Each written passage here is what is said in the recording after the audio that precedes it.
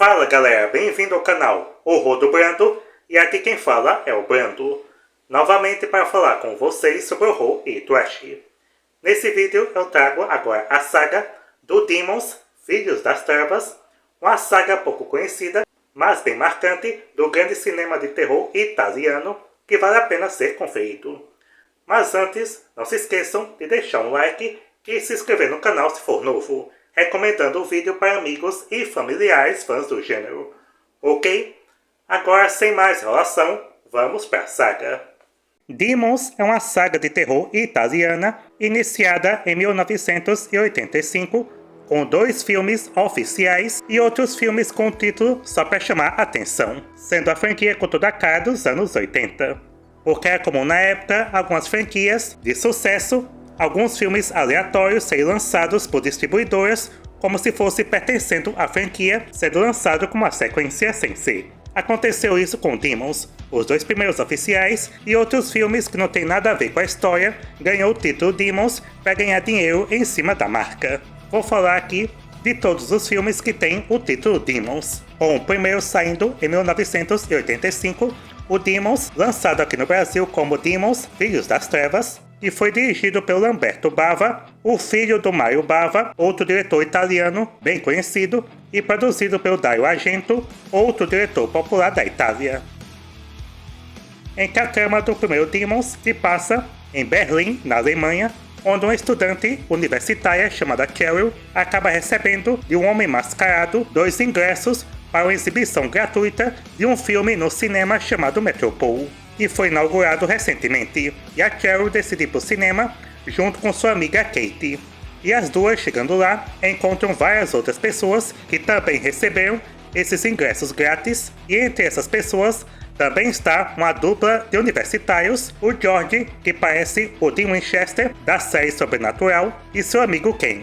E entre as pessoas também tem um cafetão chamado Tony, que veio assistir o filme junto com suas 2 prostitutas. Mas acontece que na entrada do cinema tem um manequim em exibição, vestido como samurai, segurando a katana e montado numa moto, que vai ser importante daqui a pouco. E esse manequim também está segurando uma máscara demoníaca. E uma das prostitutas pega essa máscara e coloca no rosto e acaba se cortando. E após isso, todo mundo vai assistir ao filme. E o enredo desse filme acompanha um grupo de jovens, e entre eles está o homem mascarado que deu os ingressos e interpreta um dos personagens. E esses jovens chegam numa tumba onde está enterrado o vidente Nostradamus, e eles decidem desenterrar o Nostradamus, abrindo seu caixão, mas não encontram o seu corpo, e sim um livro e a máscara demoníaca da entrada do cinema.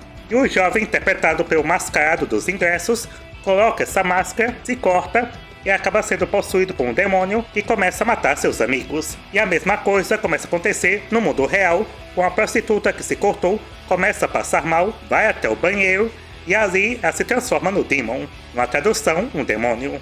E a sua colega, a outra prostituta, vai ver como ela está e é atacada por ela e também se transforma num demônio. E após isso passa a atacar as pessoas no cinema, matando algumas e ferindo outras, e todas elas se transformam em demônios, criando assim uma legião.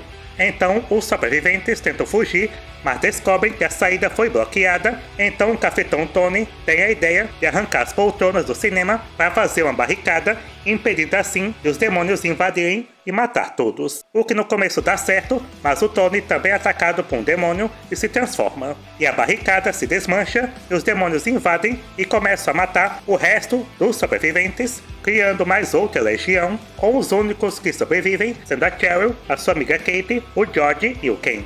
Mas a Katie é infectada e das suas costas sai um demônio que arranha o ombro do Ken, mas antes de se transformar, o Ken implora pro George matá-lo. E mesmo relutante, o George faz isso, pega a katana do manequim da entrada do cinema e mata o Ken, sobrando então apenas ele e a Cheryl. Então o George pega a moto do manequim e, usando a katana, começa a andar por todo o cinema, matando os demônios que vê pelo caminho. Em que essa é a melhor cena do filme. Só faltou aparecer a estrada até aqui. E nesse confronto, o George consegue matar quase todos os demônios. É então que, de repente, um helicóptero acaba caindo do telhado, abrindo a passagem para eles passarem. Então os dois usam um gancho e conseguem subir até o telhado, mas ali são atacados pelo homem mascarado dos ingressos, que tenta matá-los, mas no confronto consegue matar ele, o empalando no vergalhão. E após isso, os dois conseguem descer até a rua e descobrem que um dos demônios conseguiu sair do cinema e começou a espalhar infecção pela cidade,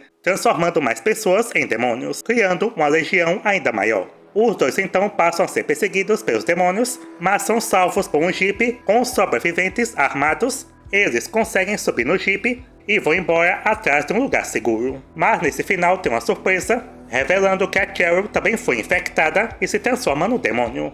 E tenta atacar o George, mas um dos sobreviventes atira nela e a mata, com o seu corpo ficando jogado na estrada.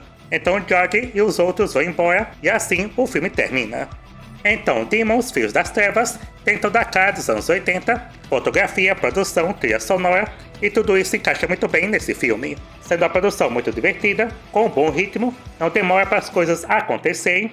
A direção do Roberto Bava funciona muito bem, sabendo criar um bom visual para o filme, uma boa atmosfera de terror, trazendo referências a outros filmes. O filme também tem bons efeitos práticos na maquiagem dos demônios e também na violência, com muitas mortes, mutilação e sangue. E na trilha sonora tem músicas de bandas conhecidas, como Scorpions, Billy Idol, Mötley Crüe e outros, deixando as cenas mais intensas. As atuações aqui são medianas, mas os personagens conseguem ser carismáticos, principalmente o cafetão Tony, o melhor personagem, interpretado pelo Bobby Rhodes, que infelizmente dura pouco, morre na metade do filme, poderia ter durado mais. O filme também traz essa brincadeira sobre metalinguagem, um filme dentro de outro filme, mas o filme tem um problema, uma subtrama desnecessária, porque quando está acontecendo o ataque dos demônios no cinema, acaba cortando para outros personagens fora do cinema, uma gangue de punks que estão usando drogas e fugindo da polícia, em que essa parte foi filmada apenas para deixar o filme mais longo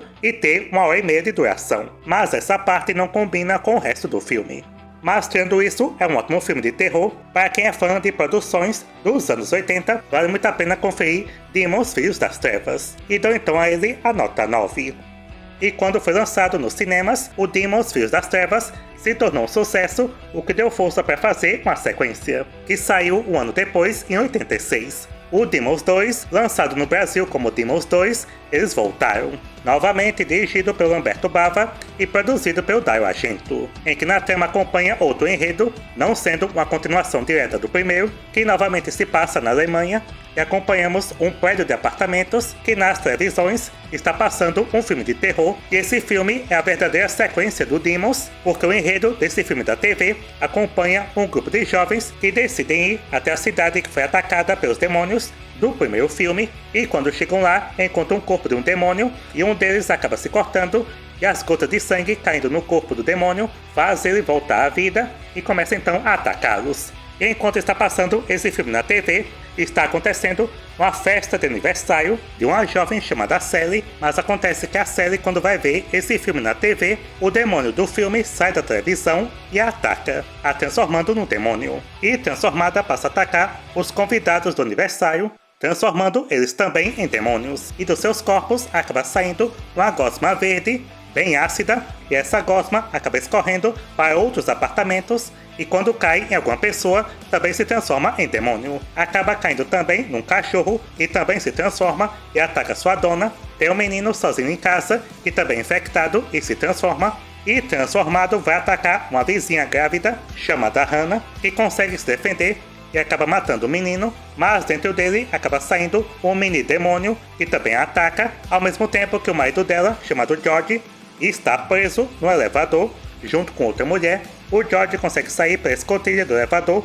mas a mulher também foi infectada e se transforma e tenta atacá-lo, mas ele consegue derrotá-la, sai dali e volta para o seu apartamento, encontrando a sua esposa sendo atacada pelo mini demônio. E com a ajuda dele, eles conseguem matar esse demônio pequeno e descobrem que o prédio agora está tomado pelos demônios, e tentam encontrar uma maneira de escapar dali.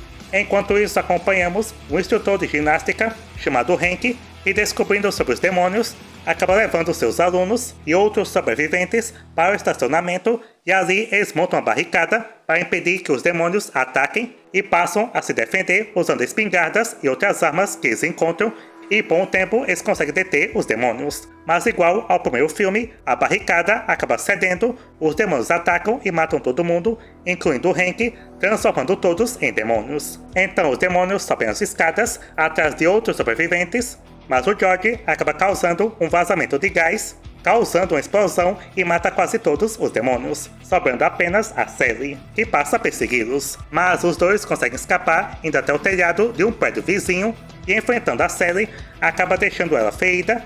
E dentro do prédio existe um estúdio de televisão e nesse lugar a Hannah começa a entrar em trabalho de parto e acaba dando à luz ao menino. Mas a Sally aparece ali, estando agora cega, e tenta encontrá-los, mas por causa dos ferimentos ela cai e morre. Mas atrás deles, nos monitores da televisão, a Sally aparece e corre para a tela tentando sair da televisão para atacá-los. Então o George destrói todas as televisões, derrotando de uma vez a Sally. E após isso, o George, a Hannah e o filho recém-nascido vão embora e pronto. Então, Demons 2, eles voltaram, uma sequência legal, não tão boa quanto o primeiro, mas ainda dá para assistir. A produção está no mesmo nível, a direção do Roberto Bava ainda funciona, tendo um bom visual e um bom ritmo, não demora para as coisas acontecerem, novamente tendo bons efeitos práticos de maquiagem dos demônios e algumas mortes violentas, mas que de enredo não agrada tanto quanto o primeiro, principalmente a trama confusa, porque no primeiro filme dava para entender o que aquilo estava acontecendo, mas nesse segundo fica sem explicação. Os personagens não são tão interessantes, o grande destaque novamente é o Bobby Rhodes, que aqui faz o Hank, que pelo menos aqui ele dura mais que o primeiro, morrendo apenas no final. E esse filme novamente tem outra subtrama de pessoas fora do prédio, que não tem importância para o resto da história, e foi filmada novamente apenas para o filme ter 1h30 de duração. E mesmo sendo violento, não é tão sangrento quanto o primeiro, mas no geral ainda é um filme divertido, com todo o clima anos 80 e algumas cenas memoráveis. E dou então a Demons 2, eles voltaram, a nota 7.